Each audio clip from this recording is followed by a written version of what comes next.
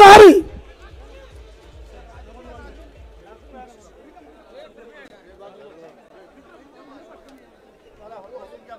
माझ्या आज 6 सभा आहेत। माझी शेवटची सभा कोल्हापूरला आहे, त्याच्यामुळे मी माईक हातामध्ये घेतला। इतरांनी नंतर बोलावं अशा प्रकारची माझी विनंती आहे। आज माझ्या पारनेर विधानसभा मतदारसंघाचे महायुतीचे अधिकृत उमेदवार श्रीयुत काशीनाथराव दाते सर यांच्या प्रचाराच्या निमित्तानं जी इथं सभा आयोजित केलेली आहे, त्या सभेला उपस्थित असणारे राष्ट्रवादी काँग्रेस, RPI आठवले गट, शिवसेना ह्या जे उपस्थित असणारे सर्व सन्माननीय पदाधिकारी, सर्व प्रतिष्ठित मतदार बंधू भगिनी, पत्रकार मित्र आणि माझ्या तरुण मित्रांनो, आता उद्याचाच दिवस राहिलेला। उद्या संध्याकाळी 6 वाजता प्रचार संपणार आहे आणि परवा दिवशी एक दिवस गेल्यानंतर 20 तारखेला मतदान आहे।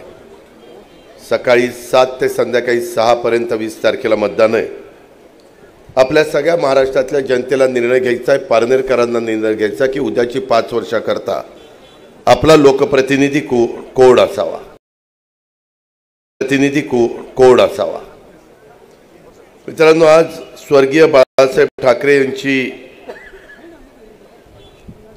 पुण्यदिन त्या ठिकाणी आहे। मी सुरुवातीलाच त्यांना विनम्र अशा प्रकारचं अभिवादन करतो। आज इथं जमलेल्या तमाम माझ्या पारनेरकरांचं मी मनापासून स्वागत देखील करतो। आज आपल्या सर्वांचं आराध्य दैवत छत्रपती शिवाजी महाराज, स्वराज्य जननी जिजाऊ माँसाहेब, छत्रपती राजर्षी शाहू महाराज, क्रांतीसूर्य महात्मा ज्योतिराव फुले, महामानव डॉक्टर बाबासाहेब आंबेडकर, राजमाता पुण्यश्लोक अहिल्यादेवी होळकर, क्रांतिज्योती सावित्रीबाई फुले आणि माता रमाई या महामानवांना देखील मी सुरुवातीलाच वंदन करतो। आज आपल्या अहमदनगरचं नाव अलीकडच्या काळामध्ये अहिल्यानगर त्या ठिकाणी करण्यात आलेलं आहे आणि मी परवाच कोपरगाव आणि काही भागामध्ये सभा केल्या। त्याही वेळेस आपल्या अकोल्याला केली, कोपरगावला केली, वेगवेगळ्या भागामध्ये माझ्या सभा झाल्या, इव्हन श्रीरामपूरला केली, आज पारनेरला करतोय। पारनेरकरांनो, मला नेहमी नगर जिल्ह्यामध्ये आल्यानंतर आपल्या आजोळी आल्यासारखं वाटतं। त्याचं कारण असं आहे, माझं आजोळ देवळाली प्रवरा हे राहुरी तालुक्यामध्ये आहे आणि तिथं दर उन्हाळ्याच्या सुट्टीत आणि दिवाळीच्या सुट्टीत आम्ही यायचो। त्याच्यामुळे माझं लहानपण हे बऱ्याच काळ माझ्या जुन्या अहमदनगर जिल्ह्यामध्ये गेलेलं आहे आणि अहमदनगर जिल्ह्याची राजकीय पार्श्वभूमी बऱ्यापैकी मला माहिती आहे। अनेक दिग्गज नेते ह्या जिल्ह्यांनी महाराष्ट्राला दिले। पहिला सहकारी साखर कारखाना पद्मश्री विख्यांनी महाराष्ट्राला दिला। हा सगळा इतिहास आहे, त्याला बरेच वर्ष झाले। आता 4थी पिढी त्या ठिकाणी पुढे आलेली आहेत, काही ठिकाणी 3ऱ्या पिढ्या पुढे आलेल्या आहेत। आज मला तुम्हाला सगळ्यांना सांगायचं आहे की ह्या निवडणुकीच्या निमित्तानं मी ज्यावेळेस एका सभेला आलो होतो, त्यावेळेस माझ्या पारनेर तालुक्यातील अनेक मान्यवरांनी इच्छा प्रदर्शित केलेली होती की महायुतीचे उमेदवार या नात्याने आम्हाला उमेदवारी द्यावी। मी असेल, एकनाथराव शिंदेजी असतील, देवेंद्र फडणवीसजी असतील, आम्ही कुणी जरी असलो तरी एका जागेकरता एकालाच आम्ही उमेदवारी देऊ शकतो। इतर पण मान्यवर ताकदीचे होते, तेवढेच लोकांच्यामध्ये मिळून मिसळून राहणारे होते आणि मग मी त्यांना असं सांगितलं की मागे एकदा असंच बबनराव पाचपुते यांनी वेगळी भूमिका घेतल्यानंतर आम्ही निश्चय केलेला होता की त्या भागामध्ये बबनरावांच्या विरोधामध्ये 6-7 लोकांना एकत्र करून एक उमेदवार द्यायचा आणि बाकीच्या राहिलेल्यांना वेगवेगळ्या पदांच्यावर त्यांचाही मान ठेवायचा, त्यांचाही सन्मान ठेवायचा, त्यांनाही कुठं असं वाटता कामा नये किंवा आपल्याला उमेदवारी नाही दिली म्हणजे कुठंतरी जनमानसामध्ये आपली प्रतिमा कमी करण्याचा प्रयत्न झाला। असं न होऊन देता त्यावेळेस राहुलला आम्ही तिथनं आमदार म्हणून निवडून दिलं आणि बाकीच्यांना वेगवेगळ्या पदावर बोलल्याप्रमाणे संधी दिली। आज आपल्या भागामध्ये काशीनाथराव दातेंची ओळख मी पारनेरकरांना करून द्यावी अशा प्रकारची काही परिस्थिती नाही आहे। तुम्हाला सगळ्यांना काशीनाथराव दाते माहिती आहेत। मागे देखील त्यांनी उमेदवारीच्या करता प्रयत्न केलेले होते। वेगवेगळ्या पदांच्यावर त्यांनी काम केलेलं आहे। सगळ्यांच्या मध्ये मिळून मिसळून राहणारे हे व्यक्तिमत्व, एक पारनेरचा आपल्याला नेतृत्व करण्याची संधी मिळावी। प्रत्येक माणूस काम करत असताना कुठेतरी त्याचं स्वप्न असतं की लोकांचं आता ह्या पदावर जाऊन आपण काम करावं। तीच इच्छा आमच्या दात्यांची होती, काशीनाथरावांची। आणि मग त्याच्यातमधनं महायुतीचे उमेदवार या नात्याने भाजप, शिवसेना, राष्ट्रवादी काँग्रेस, RPI आठवले गट आणि त्यांचे सर्व सहकारी यांच्या वतीनं आम्ही दात्यांना, काशीनाथराव दात्यांना उमेदवारी दिली। बाकीच्यांना पण काय सांगायचं ते सांगितलं। माझी पारनेरकरांना विनंती आहे की आपला प्रतिनिधी स्वच्छ, सर्वांच्या प्रश्नाची जाण असणारा, कारण महाराष्ट्राच्या विधानसभेमध्ये जाऊन तिथं प्रश्न मांडायचे असतात, तिथं त्या ठिकाणी पाठपुरावा करावा लागतो। अधिकाऱ्यांच्याकडनं देखील काम करून घेण्याची लोकप्रतिनिधीला हातोटी असली पाहिजे। त्याच्यामध्ये कुठेही तो कमी पडता कामा नये। मी आजपर्यंत गेल्या काही वर्षात काशीनाथराव दात्यांची जी माझी ओळख आहे ते बघितल्यानंतर ते ह्याच्यामध्ये निश्चितपणे यशस्वी होतील याबद्दल माझ्या मनामध्ये तीळमात्र शंका नाही। आम्ही आमची जबाबदारी पार पाडलेली आहे। पारनेरकरांना माझी हात जोडून विनंती आहे, तुम्हाला जे मशीन येणार आहे त्याच्यामध्ये मशीनमध्ये दुसऱ्या क्रमांकावरच काशीनाथराव दातेंचं नाव आहे, त्यांचा फोटो आहे आणि त्यांचं चिन्ह आहे, ते घड्याळ। त्या घड्याळाच्या चिन्हाच्या शेजारचं बटन दाबून माझ्या मायमाऊलींनी, माझ्या शेतकरी समाजाने, माझ्या इथल्या तरुणींनी सगळ्यांनी त्यांना प्रचंड मताधिक्याने विजय करून पाठवावं ही सुरुवातीलाच आपल्याला सगळ्यांना आग्रहाची, नम्रतेची, कळकळीची विनंती करतो। बाबांनो, यामध्ये त्या ठिकाणी मला हेही सांगायचं आहे की एकंदरीतच तुम्ही म्हणाल किंवा काशीनाथरावांना निवडून दिल्यानंतर तुम्ही आमच्याकरता काय कराल। मी यावेळेस जे उमेदवार दिलेले आहेत त्याचा असा प्रत्येक विधानसभा मतदारसंघाचा जाहीरनामा काढलेला आहे आणि त्यामध्ये आम्ही साधारण पुढील 5 वर्षामध्ये काय कामं करू इच्छितो हे पण तुम्हाला आम्ही लेखी त्या ठिकाणी दिलेलं आहे। आणि पारनेरच्या बाबतीमध्ये आमचा काय वादा राहणार आहे तेही त्या ठिकाणी देण्याचं काम केलेलं आहे। मी तर सगळ्या विधानसभा मतदारसंघामध्ये म्हणजे जे राष्ट्रवादी लढवती त्या सगळीकडेच अशा प्रकारची भूमिका घेतली, कारण अनेक वर्ष राजकीय जीवनामध्ये तुम्ही सगळ्यांनी माझ्यासारख्या कार्यकर्त्याला साथ दिली। एका शेतकरी कुटुंबामध्ये जन्मालेला मी त्या ठिकाणी आपल्याला माहिती आहे की कुठल्याही परिस्थितीमध्ये त्या बाबतीत कुठली अडचण येऊन न देता मी आजपर्यंत काम करत आलेलो आहे। पारनेरकरांना मी शब्दाचा पक्का आहे। मी ज्यावेळेस एखादा शब्द देतो त्यावेळेस पडेल ती किंमत मोजावी लागली तरी चालेल, परंतु मी तो शब्द पुरा करतो। ही माझी महाराष्ट्राला ओळख आहे, हे कोणी नाकारू शकत नाही। इथं माझ्या मायमाऊली बसल्यात। आज मी त्यांना सांगू इच्छितो की लोकसभेच्या निकालाच्या निमित्तानं त्यामध्ये आम्हाला फटका बसला, त्यामध्ये आम्हाला अडचण आली, आमचे अनेक उमेदवार पडले। मी त्या खोलात गेलो, एकनाथराव गेले, देवेंद्रजी गेले, बाकीचे आमचे पक्ष गेले की काय कारण आहे, का असं घडलं। त्या बाबतीमध्ये आमच्या लक्षात आलं की पहिला मुद्दा होता तो कांदा निर्यात बंदीचा। आम्ही कांदा निर्यात बंदीच्या बाबतीमध्ये केंद्र सरकारने तो निर्णय केला आणि निर्णय केल्यामुळं लोकांच्या मध्ये नाराजी दिसायला लागली। नाशिक, नगर, पुणे, सातारा, सोलापूर हा सगळा जो बेल्ट आहे ना, हा बेल्ट कांदा उत्पादक शेतकरी ह्याच्यामध्ये पाहायला मिळतो। माझ्या पुणे जिल्ह्यात पण शिरूर म्हणू नका, खेड म्हणू नका, बारामती म्हणू नका, इंदापूर म्हणू नका, त्या सगळ्या भागामध्ये कांदा उत्पादक शेतकरी आहे.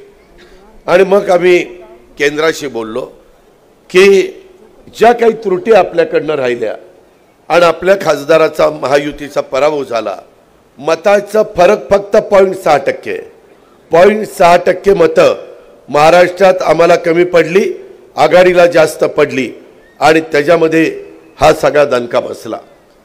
आम्ही आता कांदा निर्यात बंदी उठवलेली आहे. त्यामध्ये आता माझ्या कांदा उत्पादक शेतकऱ्याला चांगला दर मिळतोय, कुठेही अडचण नाही. असं मी सगळ्या ह्या जिल्ह्यांच्या मध्ये फिरलेलो आहे. उद्या पण मी पुन्हा सातारा पुणे जिल्ह्यामध्ये फिरणार आहे. माझी आपल्याला बीडला पण जाणार आहे. माझी आपल्याला विनंती आहे की आम्ही ते महत्त्वाचं काम तुमचं मार्गी लावलं. दुसरं, माझ्या मागासवर्गीय समाजांच्या डोक्यामध्ये काहीतरी टाकलं, संविधान हे बदलणार. आपकी बार 400 पार. कशाला पाहिजे 400 पार? 300 पावणे 300 जागा आल्या तरी यांचं सरकार होतं. असा एक वेगळ्या पद्धतीचा फेक नेरेटिव्ह ह्या काँग्रेसवाल्यांनी तिथं उपस्थित केला. लोकांना 400 पार कशाला पाहिजे, दोनदा तर 300 पार करून पण यांचं सरकार आलं.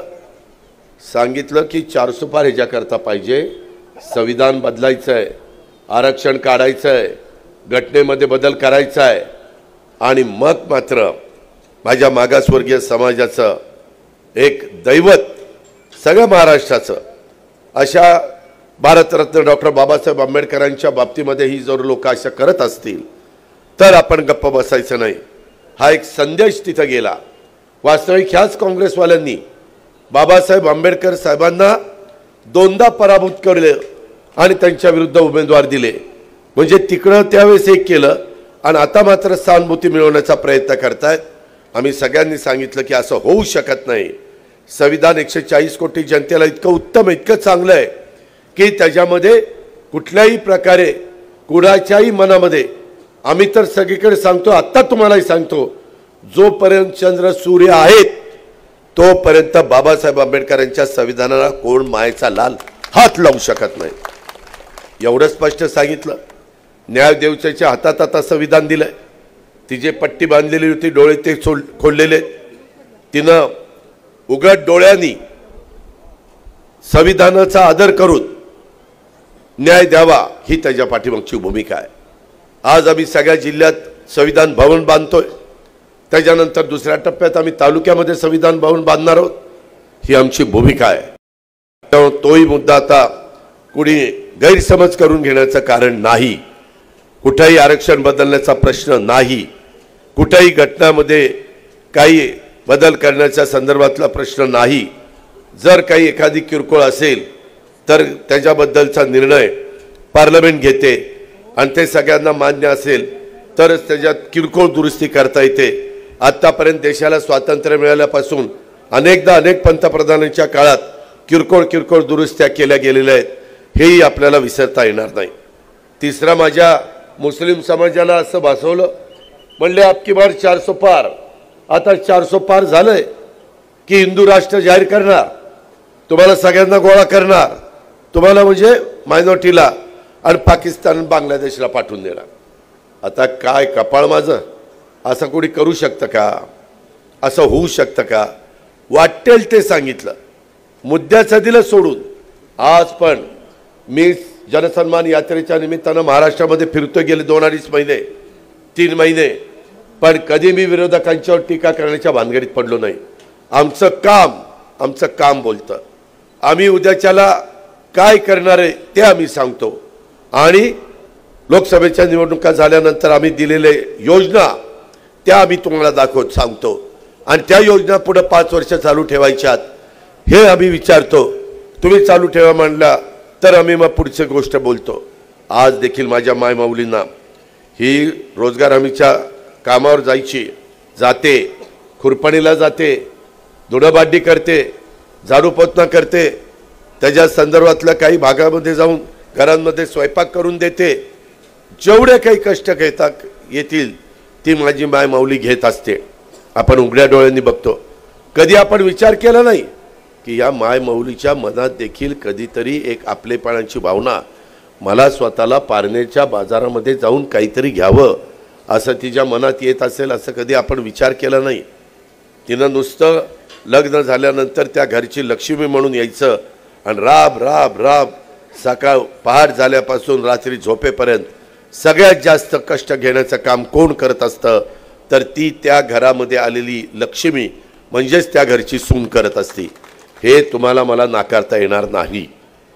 त्याच्यामध्ये सासूरवास आला, सासऱ्याचं आणखीन काय असेल, सासरा चांगला असला तर बरं आहे, सासरा सुनेला मुलीसारखी वागणूक दिलत असेल तर खूपच चांगलं, परंतु काही जण सासूमुळं सासऱ्याचं काही चालत नाही। सासू म्हणते तुझं काय ह्याच्यात लुडबड आहे, तू का बस, मी सांगेल तसं व्हायचं, असेही प्रकार आपल्याला ऐकायला मिळतात। ठीक आहे, जिथं लोकांच्यामध्ये हे बघतो आपण, पण आम्ही ह्यांना 1,500 रुपये महिन्याला द्यायचं ठरवलं। आज माझ्या महिलांना 2,30,00,000 महिलांना 7,500 रुपयाप्रमाणे आम्ही पैसे दिवाळीच्या आत दिलेत। मिळाले का नाही पैसे? मिळाले।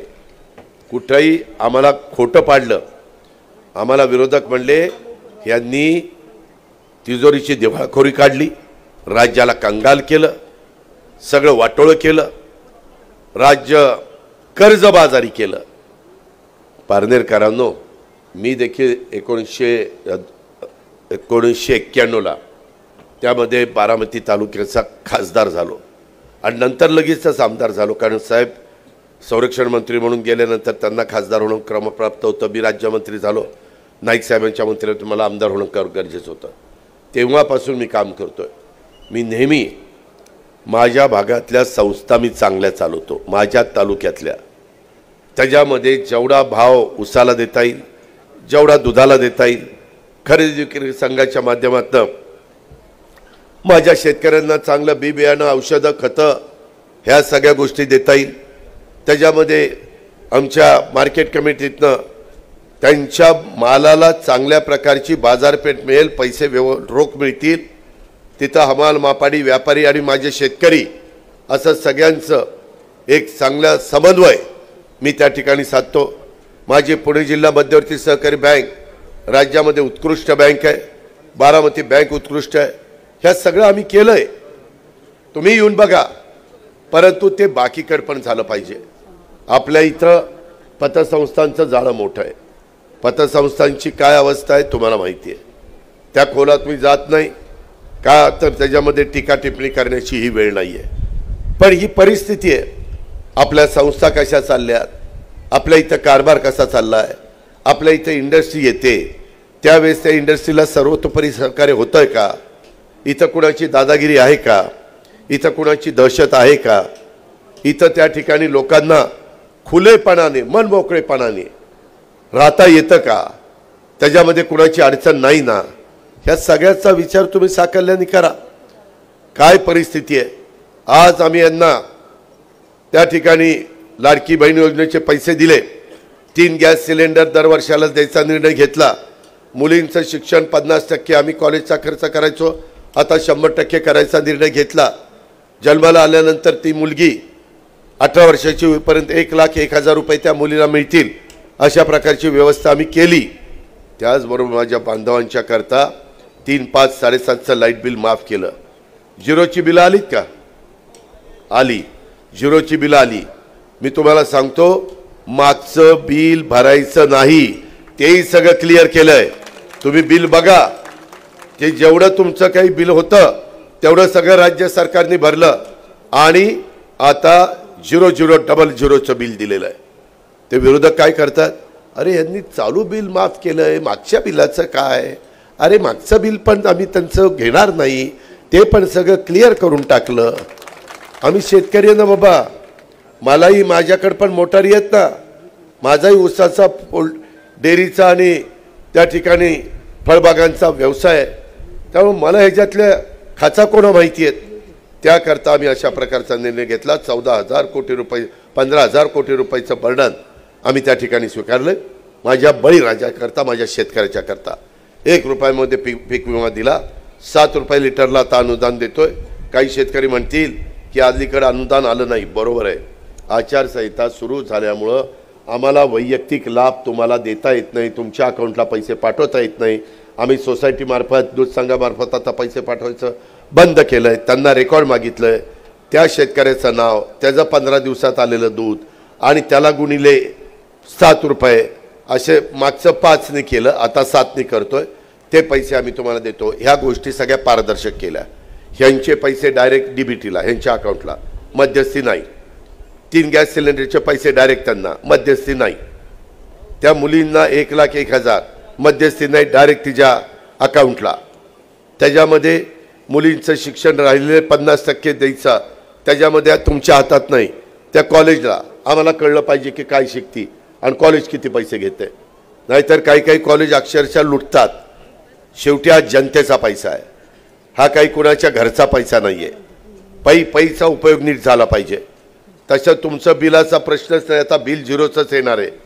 तुम्ही त्यांचा चांगल्या पद्धतीने शेतीवाडी करा, चांगला कांदा पिकवा, जे पिकं इथं सोयाबीन कापूस तर नसेलच ना तुमच्याकडे? सोयाबीन आहे। आता काय झालंय, सोयाबीन आणि कापसाचे दर पडलेत। मागच्या वेळेस दर कमी असताना पारनेरकरांनो आम्ही तुम्हाला 5,000 रुपये हेक्टरी त्याच्यात अनुदान दिलं, 2 हेक्टरीपर्यंत 10,000 रुपये अनुदान दिलं। का तर आमच्या शेतकऱ्याला ते परवडलं नाही म्हणून। आत्ताही त्याच्यात पद्धतीनं भाव पडलेत, ते भाव त्या ठिकाणी चांगले होत नाहीत। त्याकरता आम्ही शिवराज चव्हाण कृषी मंत्र्यांशी बोललो, त्यांनी सांगितलं अजित पवार उद्याची आचारसंहिता संपू द्या, आपण एकत्र बसू आणि त्याच्यातनं त्या ठिकाणी मार्ग काढू। शेवटी केंद्र सरकारमध्ये असणारे कृषी मंत्री, त्यांना शेती व्यवसाय चांगला माहिती आहे। 13 ते 15 वर्ष ते मध्य प्रदेशचे मुख्यमंत्री होते, त्यांनी शेतीमध्ये अतिशय उत्तम काम केलेलं आहे। त्यामुळं पंतप्रधानांनी त्यांना शेती मंत्री केलेलं आहे। मी मधी परळीच्या एका कार्यक्रमात त्यांना भेटलो, पीक विम्याचे पैसे येत नव्हते, 1 रुपयामध्ये तुम्हाला पीक विमा दिलेला, करोडो रुपये आम्ही भरतोय, आम्ही म्हणजे सरकार। का तर माझ्या शेतकऱ्याला परवडावं।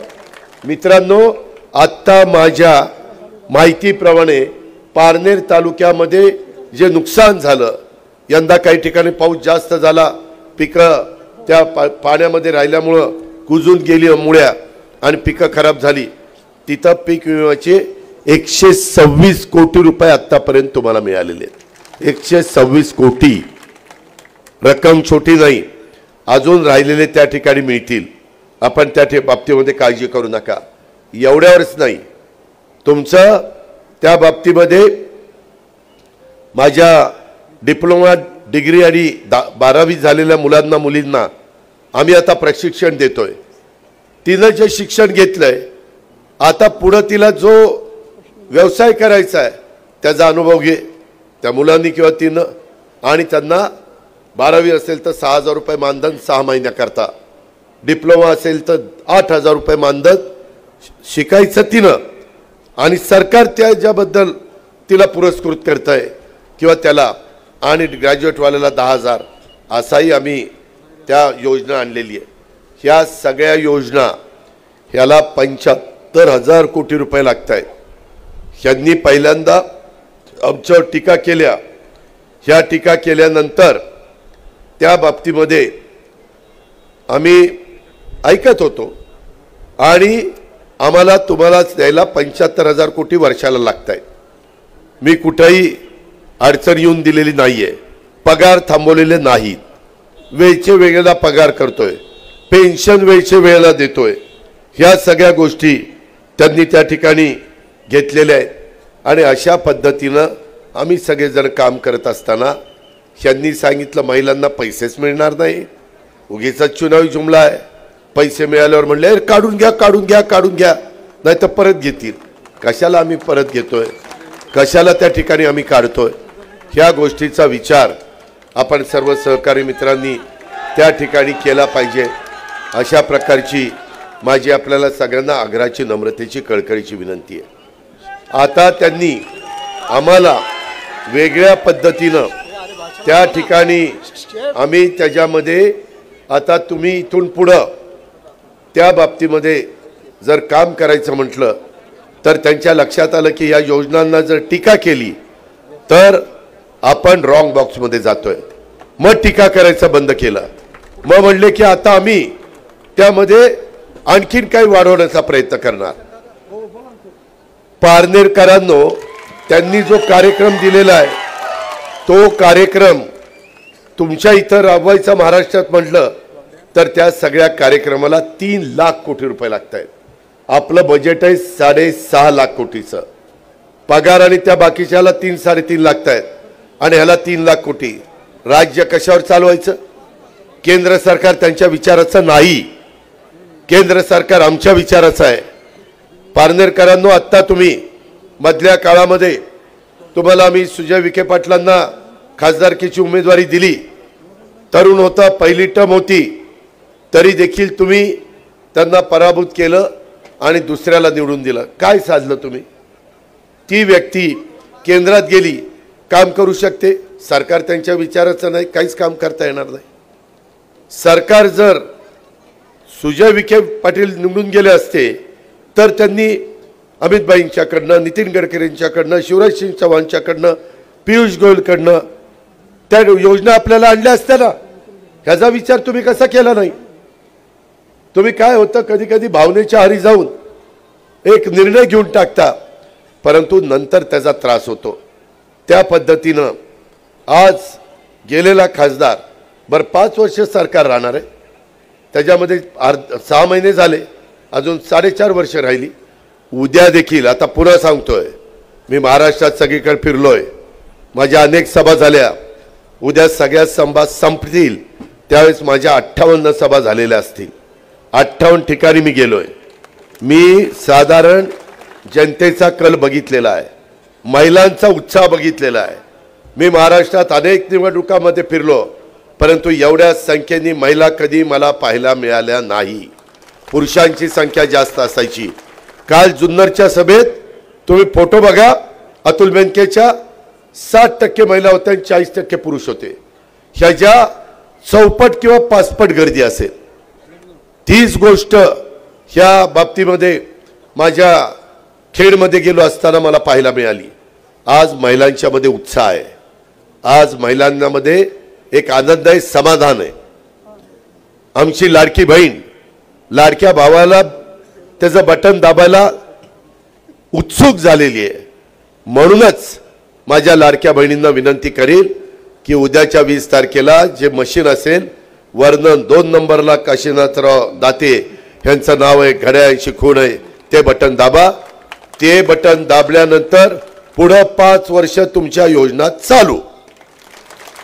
ते बटन दाबल्यानंतर बांधवांनी पुढे 5 वर्ष तुमचं वीज बिल माफ। हा अजितदादाचा वादा आहे। मी जर ह्याच्यात कुठं कमी पडलो तर आपण मला केव्हाही जाब विचारू शकता। मी फार विचारपूर्वक ही गोष्ट तुम्हाला सांगतोय आणि म्हणून आपल्या भवितव्याच्या दृष्टीनं उद्याची निवडणूक ही अतिशय महत्त्वाची निवडणूक आहे। उद्या त्यांची सभा होईल, काही आरोप वगैरे होतील, पण मी आपल्याला सगळ्यांना सांगतो, आपल्या इथं शेतीचा, पिण्याचा पाण्याचा प्रश्न आहे। शेतीच्या पाण्याला केंद्र सरकारने 50% त्यांचा निधी आणि 50% राज्यांचा निधी, देशात सगळीकडे तसं केलं।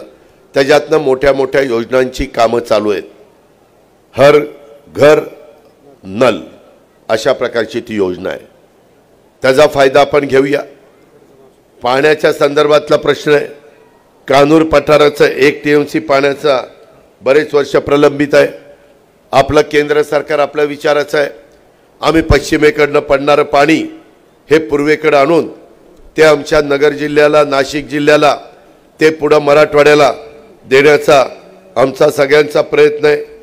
ह्या सगळ्या गोष्टी जर आपण बघितल्या तर आपल्या सगळ्यांच्या लक्षात येईल की आता कॅबिनेटमध्ये आम्ही 85,000 कोटी रुपयाचे काही प्रकल्प मंजूर केले। काही वेगवेगळ्या योजनांच्या करता करोड रुपये लिफ्ट इरिगेशन स्कीमच्या करता मंजूर केले। इथलं पुढं आमच्या सगळ्या शेतकऱ्यांच्या उपसा सिंचन योजना ज्या सरकारी आहेत त्या सोलर एनर्जीवर चालवायचा निर्णय आम्ही घेतला आहे, त्याचं काम सुरू आहे। इथनं पुढं बांधवांनो, आम्ही तुम्हाला दिवसा वीज देणार आहे, रात्री नाही।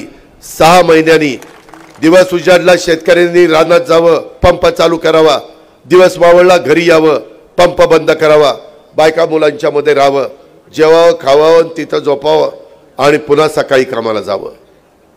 ही गोष्ट लक्षात घ्या।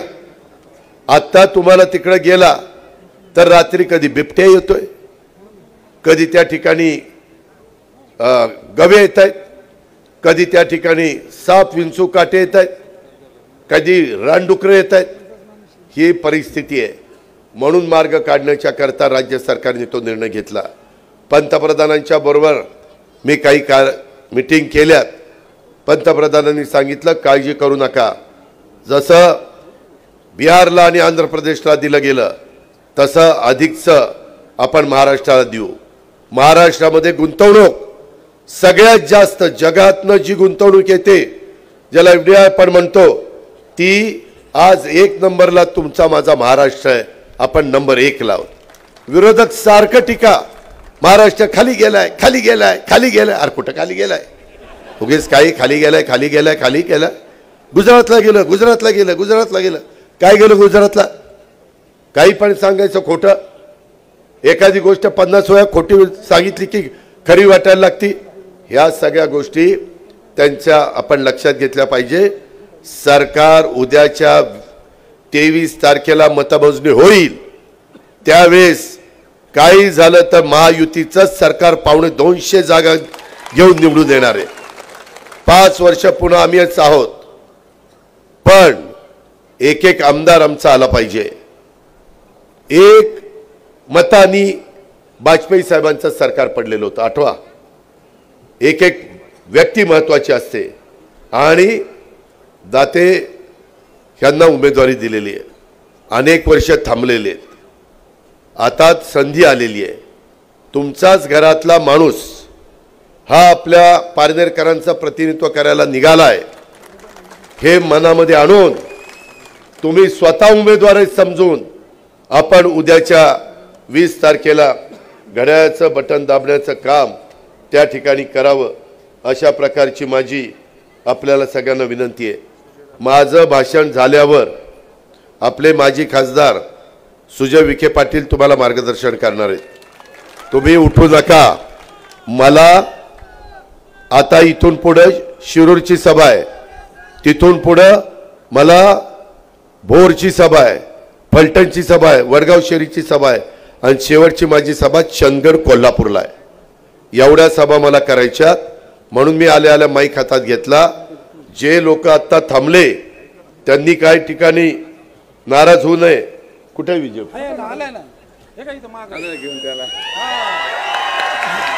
अरे विजू बेटा, आधीच त्या दिवशी माझं ऐकलं असतं तर जोरात प्रचार झाला असता।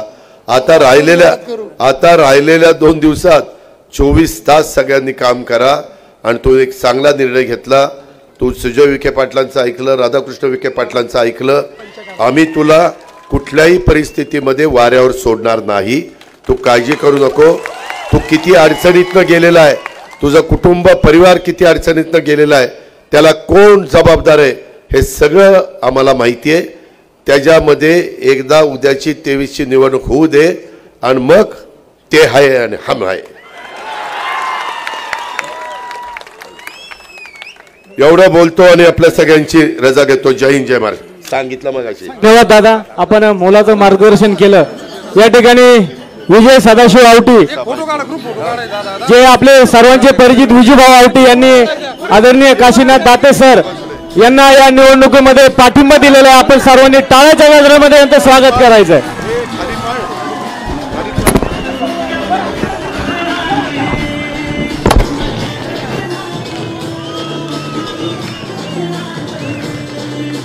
ही सभा